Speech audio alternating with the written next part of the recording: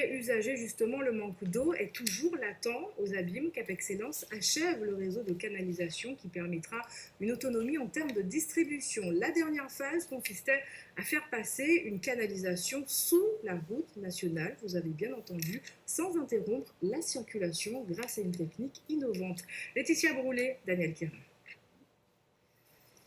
C'est une canalisation de 4 km qui va relier l'usine d'eau potable de Perrin au réservoir de Boivin. Après 6 mois de travaux, les ouvriers attaquent le dernier tronçon, le plus délicat, car la canalisation doit passer sous la route à 6 mètres de profondeur. C'est la technique de forage dirigé.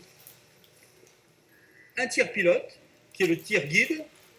Il est équipé d'une sonde, on va repérer où est-ce qu'on est, la bonne profondeur, à droite, à gauche, on remonte. Une fois qu'on a fait ce tir pilote, on change la tête et on met un aléseur.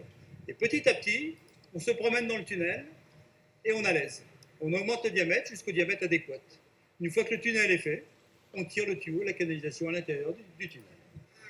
Grâce à cette technique, la circulation n'est pas perturbée.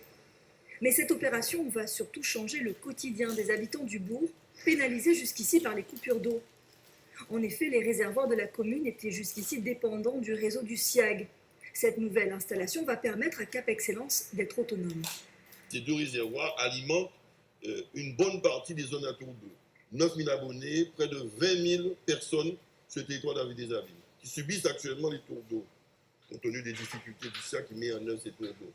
Donc il s'agit quand même du tiers de la population des Abîmes qui devrait être soulagée par le fait que nous n'aurons plus ces coupures volontaires autour d'eau ou pas au niveau du SIAG et qui auront de l'eau fournie directement par notre usine. C'est la dernière ligne droite avant une phase de test sanitaire, puis Cap Excellence prévoit une mise en service d'ici la fin de l'année.